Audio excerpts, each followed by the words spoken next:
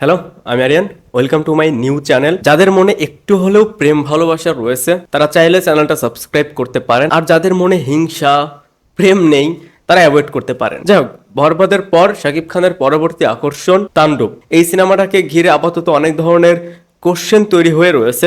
এর ভিতর যে কোশ্চেনটা সবচেয়ে বেশি আমি পাচ্ছি যে তাণ্ডবের টিজার কবে আসবে। দেখেন, তাণ্ডবের টিজার কবে আসবে এটা নিয়ে আমার কাছে একটা ইনসাইট আপডেট রয়েছে, সেটা আমি অবশ্যই শেয়ার করব। যদি সবকিছু ঠিকঠাক থাকে তাহলে সেই ডেটের মাঝেই আমরা তাণ্ডবের টিজার পাবো। এর আগে দেখেন, তাণ্ডবকে ঘিরে দর্শকদের মনে নানান ধরনের কৌতূহল, নানান ধরনের কোশ্চেন অলরেডি তৈরি হয়ে রয়েছে। এর ভিতর এই সিনেমাটা যেহেতু এফডিসি তে শুট হচ্ছে, বেশিরভাগ শুট হচ্ছে এফডিসি তে বড় সেট বানিয়ে, সো এটা নিয়ে সবার ভিতর অনেক ধরনের একটা ধারণা তৈরি হচ্ছে। এফডিসি কেন্দ্রিক সিনেমা বলতে আমরা যা বুঝি টিপিক্যাল বাংলা কমার্শিয়াল ফিল্ম, এটার সাথে আমরা আসলে অনেকটাই পরিচিত। যে এফডিসি কেন্দ্রিক সিনেমা আসলে কেমন হয়, এফডিসি তে শুট করলে সেই সিনেমাটা দেখতে কেমন লাগে, এটা আমরা দেখতে দেখতে বলতে গেলে এক প্রকার বোরিংই। এরপরে যেটা নিয়ে কনফিউশন তৈরি হয়েছে, রিসেন্ট তাণ্ডব একটা গানের শুট থেকে অনেক ধরনের ভিডিও লিকড হয়েছে, সেখানে আমরা শাকিব খানের সাথে সাবিলা নূরকে দেখতে পাচ্ছি।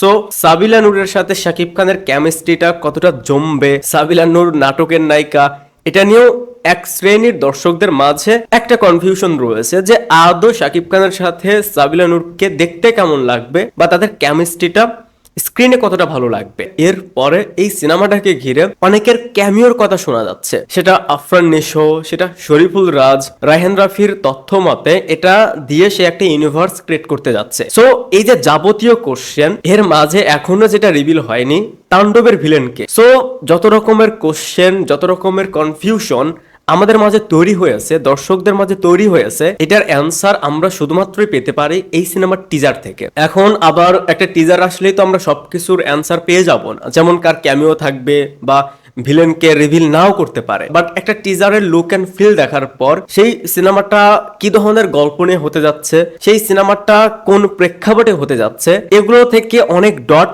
মিলিয়ে অনেক বিষয় তখন বোঝা যায়, অনেক কোশ্চেনের অ্যান্সারও তখন পাওয়া যায়। সো যাদের ধারণা এফডিসি তে শুটিং হচ্ছে বলে তাণ্ডবের মেকিং হয়তো খারাপ হতে পারে, তাণ্ডবের লোকেশন হয়তো খারাপ হতে পারে, এইটার টোটালি অ্যান্সারটা পাওয়া যাবে টিজার দেখে। এরপর সাবিলা নূরকে নিয়ে যে কনফিউশন, শাকিব খানের সাথে কেমন মানাবে, সো টিজারে এদের দুজনকে দেখার পর এই কনফিউশনটাও দূর হয়ে যাবে। এখন টিজার কবে আসবে? দেখেন, তুফানের সময় তুফানের টিজ সেটা ড্রপ করেছিল সিনেমা রিলিজের, ঈদুল আজহার প্রায় 1 মাস 10 থেকে 15 দিন আগে। তুফানের সেই টিজার কি পরিমাণ আলোড়ন সৃষ্টি করেছিল, হাইপ কোথায় নিয়ে গিয়েছিল, সেইটা নিয়ে হয়তো নতুন করে বলতে হবে না। দেখেন, রায়হান রাফি আর যাই হোক, সে যেভাবে টিজারটা কাট করতে বলবে, সে টিজারটা যেভাবে বানাতে বলবে, সেটা একটা অন্য লেভেলেরই হবে। সো তাণ্ডবের টিজার আগামী মে মাসের ফার্স্ট উইকের মধ্যে আসার সম্ভাবনাটা রয়েছে। যদি সবকিছু ঠিকঠাক থাকে তাহলে আপনারা মে মাসের প্রথম উইকেই তাণ্ডবের টিজারটা পাবেন। আর যদি কোনো টেকনিক্যাল ইস্যু ক্রিয়েট হয়, যেটা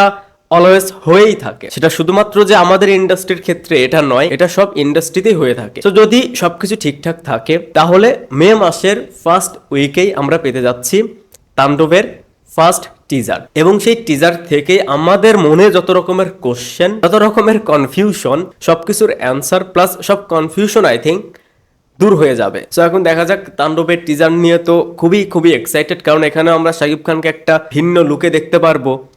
ম্যান, তার লাস্ট 5 থেকে 6টা সিনেমা, প্রত্যেকটা সিনেমায় লুক ডিফারেন্ট, এটা লাইক সাউথ বলিউড হিরোদের মাঝেও দেখা যায় না। তো এই ছিল তাণ্ডবের টিজার রিলিজ ডেট নিয়ে আপডেট। আর হ্যাঁ, মনে যদি একটু মায়া, একটু প্রেম, একটু ভালোবাসা থেকে থাকে তাহলে please subscribe to Aryan review 2.0। ভিডিওটা দেখার জন্য অসংখ্য ধন্যবাদ। বাই।